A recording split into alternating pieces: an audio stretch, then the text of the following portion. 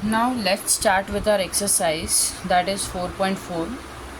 ठीक है, उसमें क्वेश्चन नंबर 1 से स्टार्ट करते हैं. क्वेश्चन नंबर 1 में क्या बोला है?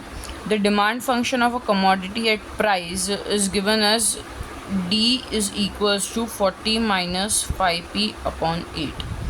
हमें फाइंड करना है check whether it is increasing और अ डिक्रीजिंग फंक्शन. अब प्रीवियस एक्सरसाइज में हमने पढ़ा था कि इंक्रीजिंग फंक्शन कब होता है? इंक्रीजिंग फंक्शन कब होता है? जब D D by D P जो हम फाइंड करेंगे वो ग्रेटर देन ज़ीरो होगा तब. डिक्रीजिंग कब होता है? जब डेरिवेटिव लेस देन ज़ीरो हो तब.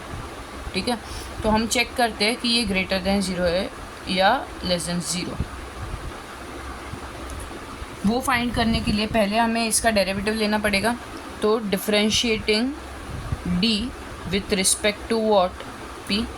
तो हमें लेफ्ट हैंड साइड पे क्या मिल जाएगा? Derivative of demand with respect to price is equal to derivative of 40 with respect to price minus यहाँ पे ये जो है कांस्टेंट है जो वेरिएबल के साथ चिपका हुआ है, इसलिए वो कांस्टेंट को बाहर ले लेंगे. Derivative of P with respect to P. ठीक है, D D by D P is equal to derivative of constant is 0 minus 5/8. Derivative of P with respect to P क्या होता है? 1. तो D D by D P क्या आ गया हमारा? Minus 5/8 which is less than zero. Therefore it is a decreasing function. Negative आया ना, मतलब less than zero, therefore it is a decreasing function. एकदम ईजी है, मतलब इतना कुछ मेहनत का है ही नहीं. क्वेश्चन नंबर 1 2 3 4 5 ऐसे ही समझे, एक एक करके सब करते हैं. ठीक है, राइट दिस एंड स्क्रीनशॉट ले लो या तो, और मैं रब कर रही हूँ बोर्ड. क्वेश्चन नंबर 2 थोड़ा अलग है. 2 में क्या बोला है? The price P for demand D is given as P is equal to 183 plus 120D minus 3D square. ठीक है, find D for which price is increasing. हमें एक ऐसी D की वैल्यू फाइंड करनी है जिसमें प्राइस इंक्रीजिंग है. प्राइस इंक्रीजिंग है मतलब DP by DD is greater than zero. उल्टा प्राइस इंक्रीजिंग. पहले एक क्वेश्चन में क्या था? Decrease check whether it is increasing function और डिक्रीजिंग फंक्शन. जो फंक्शन जिस फंक्शन की बात कर रहे थे हम लोग, demand is equal to function of price, मतलब डिमांड की बात कर रहे थे. यहाँ पे प्राइस इंक्रीजिंग बोला है, इसीलिए DP by DD is greater than zero, ये ऑलरेडी बता दिया. तो हमें इसमें फाइंड करना है D की वैल्यू, मतलब ऐसी कौन सी डिमांड की वैल्यू है जिसमें प्राइस इंक्रीज हो रहा है. तो उसके लिए पहले तो DP बाई DD फाइंड करेंगे. Differentiating P with respect to D, तो हमें क्या मिल जाएगा? DP by DD is equal to derivative of 183 upon DD plus 120D, मतलब जो कांस्टेंट है वो वेरिएबल के साथ चिपका हुआ है, इसलिए वो कांस्टेंट को हाथ भी नहीं लगा सकते, वो कांस्टेंट को बाहर ले लेंगे. माइनस यहाँ पे भी 3 बाहर लेंगे, derivative of D square upon DD. तो DP बाई DD क्या आ गया हमारा? Derivative of constant is 0 plus 120. Derivative of demand with respect to demand 1 minus 3. Derivative of D square with respect to D, x raise to n का formula 2 आगे आ जाएगा. तो derivative of D square is 2D. तो DP by DD हमारा क्या आ गया? 120 माइनस 3 टू ज़ा 60. हमें DP बाई DD मिल गया 120 माइनस 60. अब ऑलरेडी बोल दिया है कि DP by DD is greater than zero, मतलब हमें ऐसी D की वैल्यू फाइंड करनी है जिस पे प्राइस इंक्रीजिंग हो. Right, therefore 120 minus, therefore DP by DD is greater than zero. Therefore 120 minus 6D is greater than zero, है ना. 120 minus 6G is greater than zero. तो 120 वहीं रहने देंगे, माइनस 6G ये साइड ले लेंगे, minus 6G right hand side ले लेंगे तो पॉजिटिव 6G हो जाएगा. यहाँ पे 6 मल्टीप्लाई में है तो 6 यहाँ पे डिवाइड में आ जाएगा. ठीक है, 620 ग्रेटर देन D. इसी चीज़ को ऐसे लिखो, D के उधर लेस पॉइंट वाला है, D इज़ लेस देन 20, मतलब जब डिमांड लेस देन 20 रहेगा ना तब प्राइस इंक्रीजिंग फंक्शन है. Simple enough. ऐसे लिख देना लास्ट में answer. For demand less than 20 price is increasing.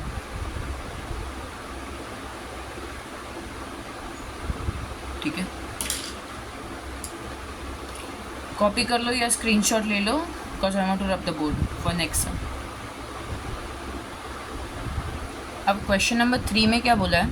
The total cost function for a production of articles is given as C is equal to 100 plus 600x minus 3x square. ठीक है, find the values of x for which total cost is decreasing. जो भी चीज़ decreasing बोला है ना उसका equation हमें चाहिए. मतलब यहाँ पे टोटल कॉस्ट इज डिक्रीजिंग बोला है ना तो हमारे पास कॉस्ट का इक्वेशन है. ठीक है, इंक्रीजिंग या डिक्रीजिंग बोला है मतलब उसका हम पहले तो डेरिवेटिव निकालेंगे. डिक्रीजिंग बोला है तो उसको लेस देन ज़ीरो रखेंगे. इंक्रीजिंग बोला है तो उसको ग्रेटर देन ज़ीरो रखेंगे. राइट, हमें क्या फाइंड करना है? एक्स जब total cost is decreasing. Total cost decreasing कब होता है? जब DC by d x less than zero हो. ये एकदम बेसिक चीज़ समझो कि अगर प्राइस इंक्रीजिंग बोला है तो DP by d x greater than zero. Price decreasing बोला है तो DP by d x less than zero. Cost decreasing बोला है तो DC by d x less than zero. Cost increasing बोला तो DC by d x greater than zero. जो भी चीज़ डिक्रीजिंग या इंक्रीजिंग बोली है उसके इक्वेशन का डेरिवेटिव लो. इंक्रीजिंग बोला है तो ग्रेटर देन ज़ीरो रखो. डिक्रीजिंग बोला है तो लेस देन ज़ीरो रखो. Simple enough. अब कॉस्ट डिक्रीजिंग बोला है, हमें ऐसी x की वैल्यू फाइंड करनी है जब कॉस्ट डिक्रीजिंग हो तो उसके लिए कॉस्ट का डेरिवेटिव लेंगे. Differentiating c with respect to what? Are x. तो यहाँ पे क्या आ गया? DC by d x derivative of 100 plus 600 constant है, वेरिएबल के साथ चिपका हुआ है तो 600 बाहर ले लेंगे. Derivative of x with respect to x minus ये भी कांस्टेंट है, वेरिएबल के साथ चिपका हुआ है इसलिए 3 को बाहर लेके derivative of x square upon dx. तो DC बाई डी एक्स क्या आ गया हमारा? Derivative of constant is 0 plus 600 derivative of x with respect to x 1 minus 3 derivative of x square क्या होता है? 2x. तो DC बाई डी एक्स क्या आ गया हमारा? 600 माइनस 3 2 ज़ा 6x. अब हमें ऐसी x की वैल्यू फाइंड करनी है जब कॉस्ट डिक्रीजिंग हो ना. Therefore DC by d x is less than zero. Therefore 600 minus 6x is less than zero. Therefore 600 minus 6x यहाँ पे नेगेटिव है, इस साइड चला जाएगा तो पॉजिटिव बन जाएगा. राइट, फिर 600 यहाँ पे 6 मल्टीप्लाई में है, इस साइड जाएगा तो डिवाइड हो जाएगा. राइट, तो 100 इज़ लेस देन x मतलब x ग्रेटर देन है ना, x की तरफ ग्रेटर देन का साइन है, मुंह खुला हुआ है इसीलिए x इज़ ग्रेटर देन 100. मतलब जब x ग्रेटर देन 100 होगा ना तब हमारा कॉस्ट डिक्रीजिंग होगा. Therefore when x is greater than 100 our cost is decreasing.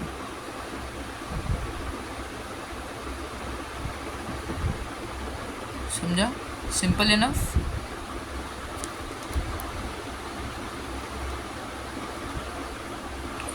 Screenshot ले लो या लिख लो, उसके बाद नेक्स्ट सम करते हैं. Let's do question number 4. Question number 4 में क्या बोला है? For the manufacturing company produces x items. ठीक है, at a total cost of rupees 180 plus 4x. मतलब हमारा C कितना है? 180 प्लस 4x. x आइटम्स है, x items.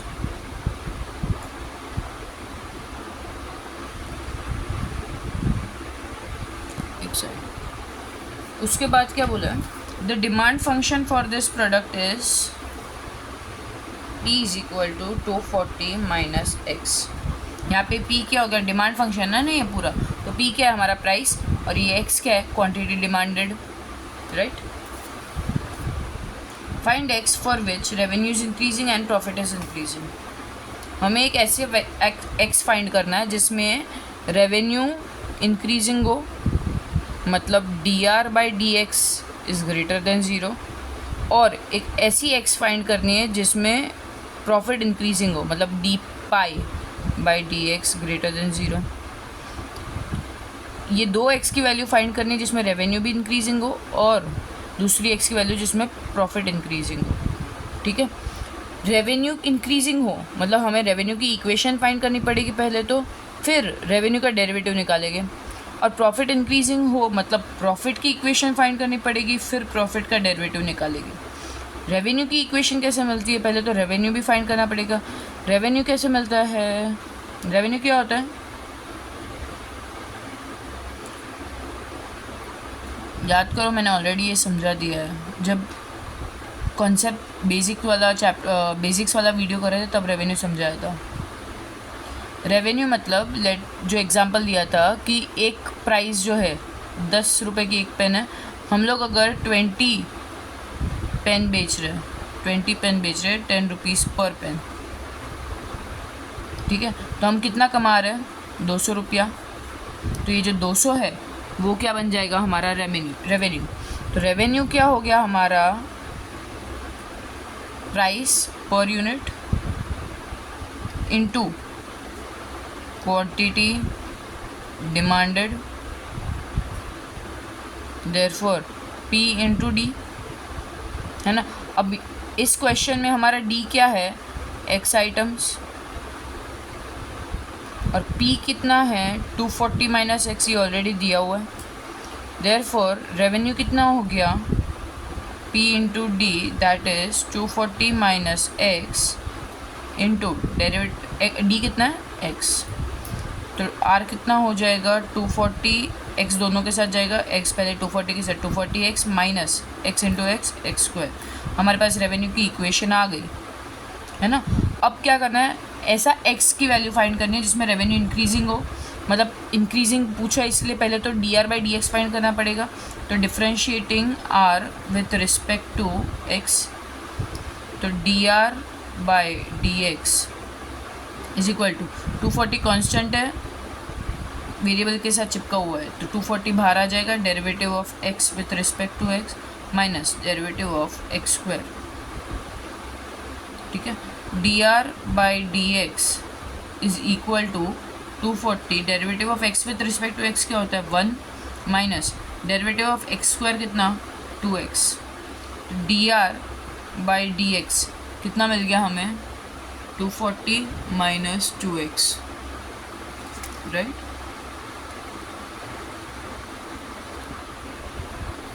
To 240 minus 2x मिल गया हमें dr बाई डी एक्स। अब x when dr by d x is greater than 0, हमें x की वैल्यू फाइंड करनी है जब रेवेन्यू इंक्रीजिंग हो, मतलब dr by d x greater than 0, therefore 240 minus 2x greater than 0 हो। 240 यहाँ पे माइनस 2x नेगेटिव है ना, तो इस सेट चला जाएगा, तब क्या बन जाएगा, पॉजिटिव बन जाएगा। 240 2 यहाँ पे x के साथ मल्टीप्लाई में है, तो यहाँ इस साइड जाएगा तो डिवाइड में बन जाएगा, तो कितना हो जाएगा 120 ग्रेटर देन x, मतलब x लेस देन 120। देयरफॉर जब इसको कैसे लिखेंगे, when x is less then 120 revenue is increasing.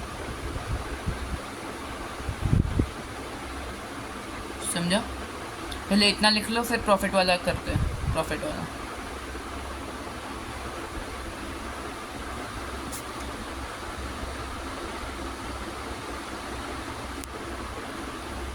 Profit क्या होता है, प्रॉफिट का सिंबल है पाई।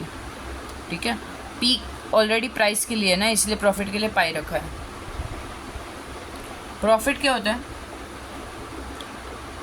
हम लोग जितना सेल्स करते हैं माइनस कॉस्ट, है ना। सेल्स में से अगर कॉस्ट लेस कर देंगे तो प्रॉफिट मिल जाएगा। लेट्स टेक एन एग्जांपल, अगर हम 100 रुपीस में 100 रुपीज़ पर बुक, ठीक है 100 रुपीज़ पर बुक है, हम वैसी 10 बुक्स बेच रहे हैं, तो हम कितना कमाएंगे 1000, है ना। बट 1000 कमाने के लिए हमें 75 रुपीज़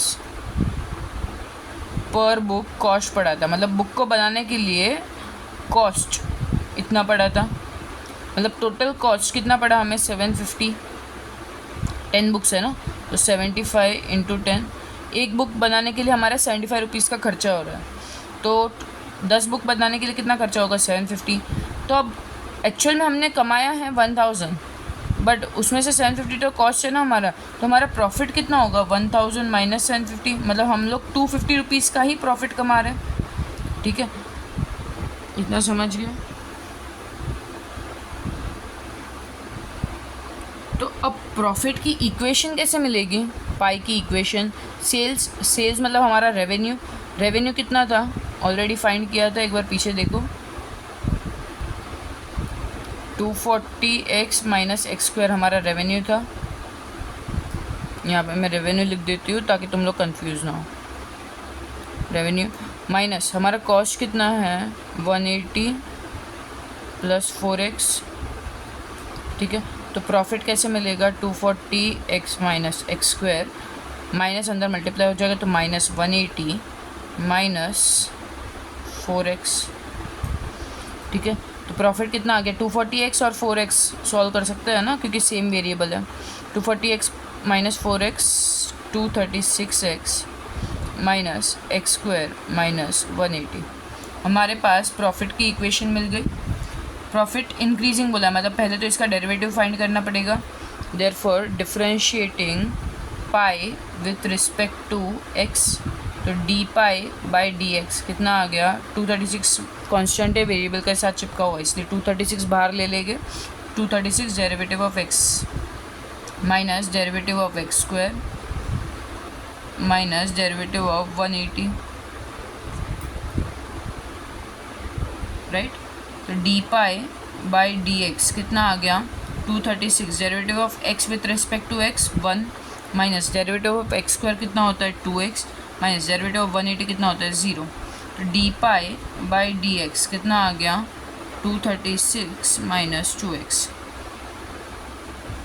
अब प्रॉफिट इंक्रीजिंग पूछा है, इसीलिए ऐसी कौन सी वैल्यू ऑफ एक्स है जिसमें प्रॉफिट इंक्रीजिंग है, मतलब d pi by d x greater than 0, increasing मतलब ग्रेटर देन 0।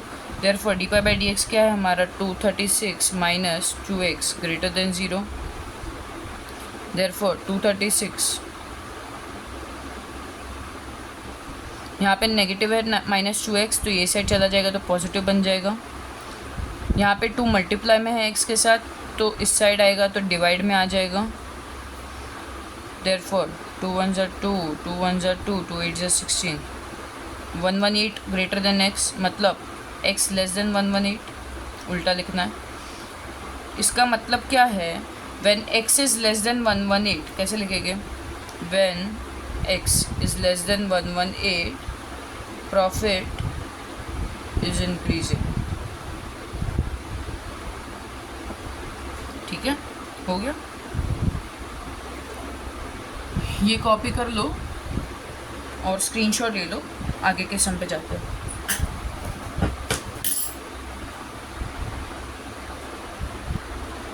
नेक्स्ट क्वेश्चन देखते हैं।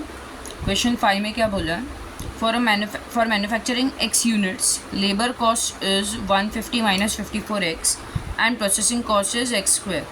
लेबर कॉस्ट क्या होता है, हमारे वेजेस जो हम लोग वर्कर्स को देते हैं वो, या सैलरी देते हैं एम्प्लॉयज़ को वैसा। और प्रोसेसिंग कॉस्ट क्या होता है, जो कोई भी प्रोडक्ट बनाने के लिए वो प्रोडक्ट बहुत सारे प्रोसेसेस में जाता है। जैसे कि पहले एग्ज़ाम्पल, अगर क्लॉथ बनाने के लिए पहले तो कॉटन फार्म से ले आएंगे, फिर वो कॉटन को उसका क्लीनिंग होगा, मतलब वो प्रोसेस होगा, पहले फर्स्ट प्रोसेस हो गया उसका क्लीनिंग हो गया। उसके बाद वो कॉटन में से कॉटन को क्लॉथ बनाने के लिए पहले उसको थ्रेड में बनाते हैं, फिर क्लॉथ में बनाते हैं, मतलब ऐसे जो भी प्रोसेसेस है स्टरीलाइज करेंगे, जो भी करेंगे, मतलब उसमें से पहले जो भी बैक्टीरिया है वो सब निकालेंगे। तो ये सारे बहुत सारे प्रोसेसेस हो गए। तो वो प्रोसेस का जो कॉस्ट होता है वो हमारा हो गया प्रोसेसिंग कॉस्ट, राइट। तो यहाँ पे क्वेश्चन में क्या बोला है, for manufacturing x units labour cost is 150 minus 54x। Labour cost LC कितना है हमारा 150 माइनस 54x। ये कौन सा है, क्वेश्चन नंबर 5। फिर क्या बोला है, प्रोसेसिंग कॉस्ट पीसी कितना है हमारा x square, price of each unit is price per unit, per unit price कितना है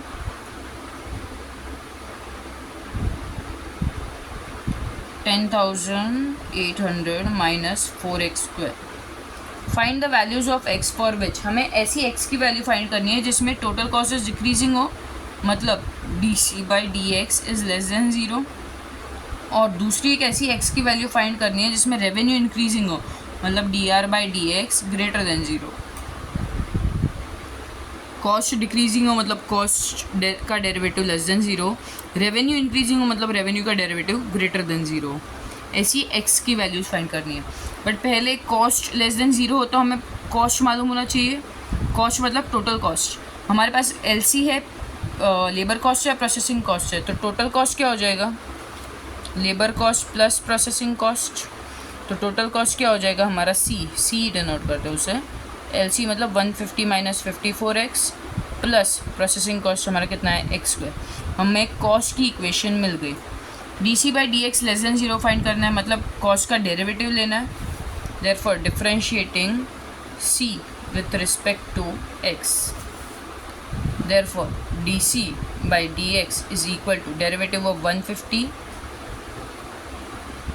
माइनस 54 कांस्टेंट है, वेरिएबल के साथ चिपका हुआ है इसलिए 54 बाहर आ जाएगा, derivative of x plus derivative of x square.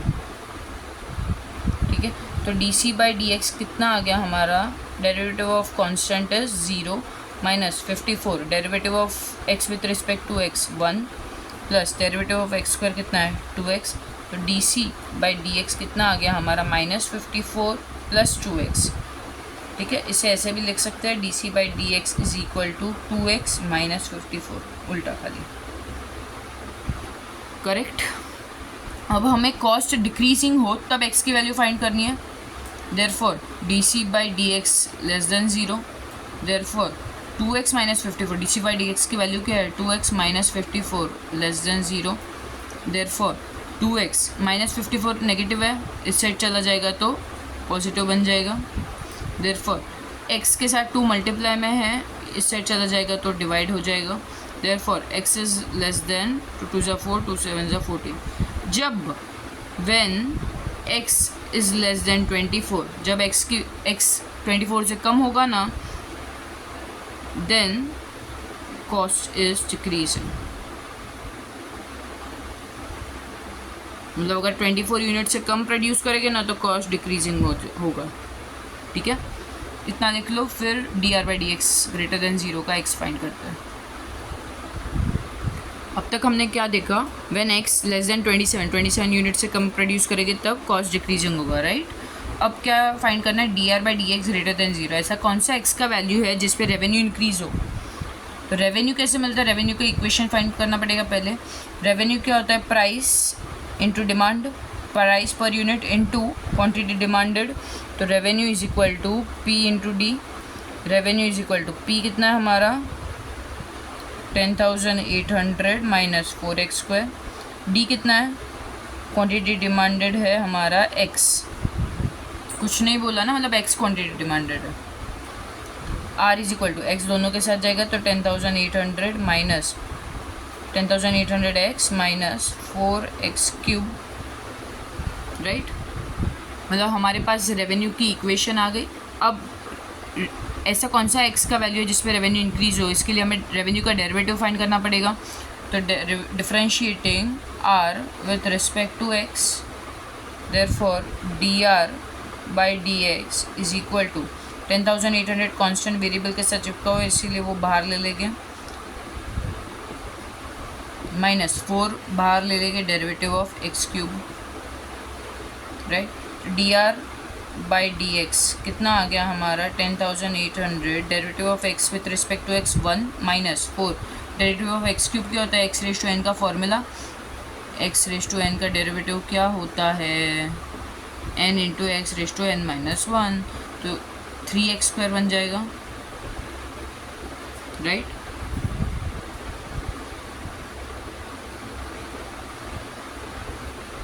ये रब कर दूँ,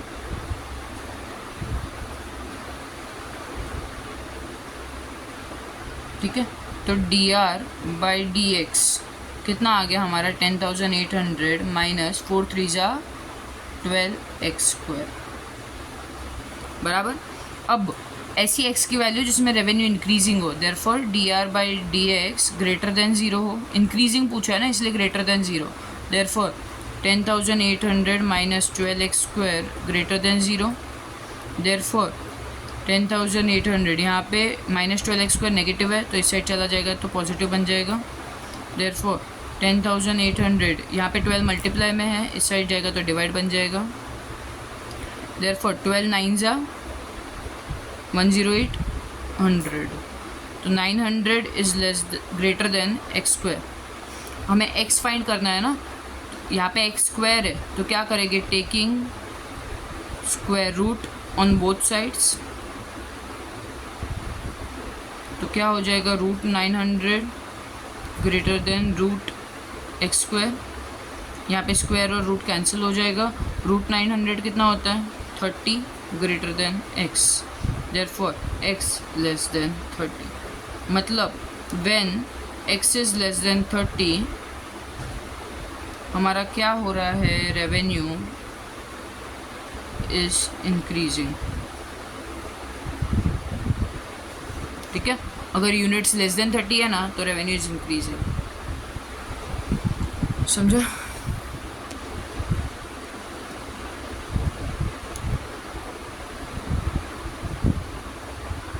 लिख लो, फिर नेक्स्ट सम करते हैं। ये वीडियो का लास्ट सम करता है, क्वेश्चन नंबर 6। यहाँ क्या बोला है, the total cost of manufacturing x articles, total cost for manufacturing x articles is C is equal to, हमें कॉस्ट की इक्वेशन दी है, C is equal to 47x plus 300x² minus x⁴।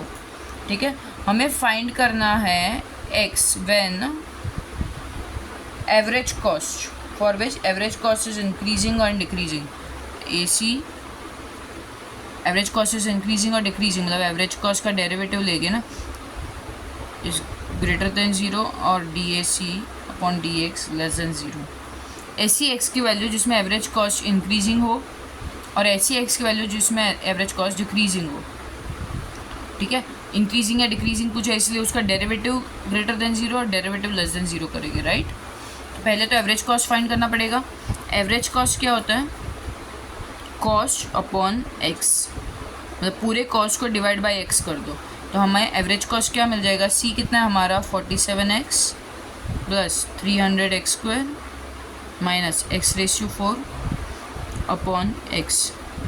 तो average cost कितना मिल जाएगा, x जो है denominator वो सबके साथ चला जाएगा, तो 47x upon x plus 300x² upon x minus x⁴ upon x।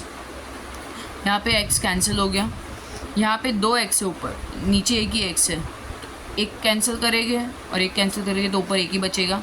यहाँ पे 4x है, नीचे एक x है, तो एक कैंसिल करेंगे, 4 में से एक चला जाएगा इसलिए ऊपर 3x बच जाएगा, राइट।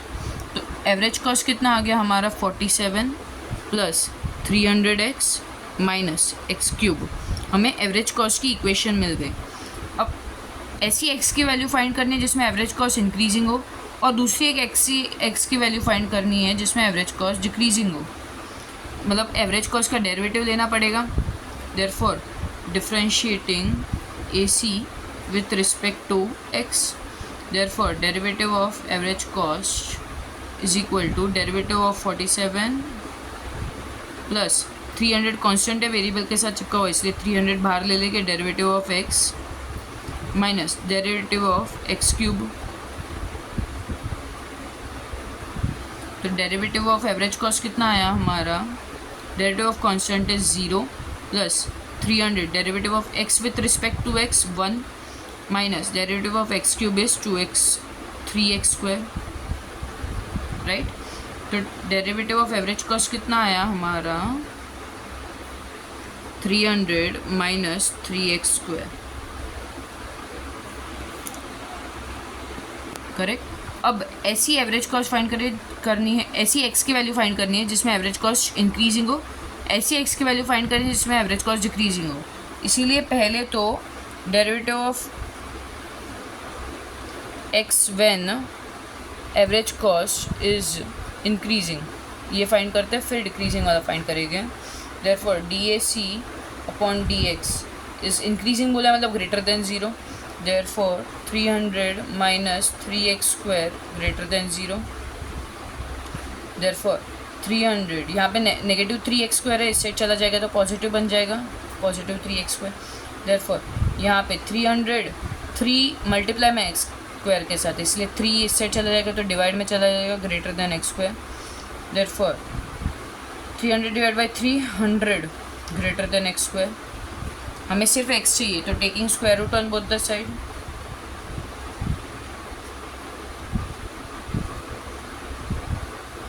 तो root 100 greater than x square का रूट और स्क्वायर कैंसिल हो जाएगा, और रूट 100 कितना होता है 10 ग्रेटर देन x, मतलब x लेस देन 10.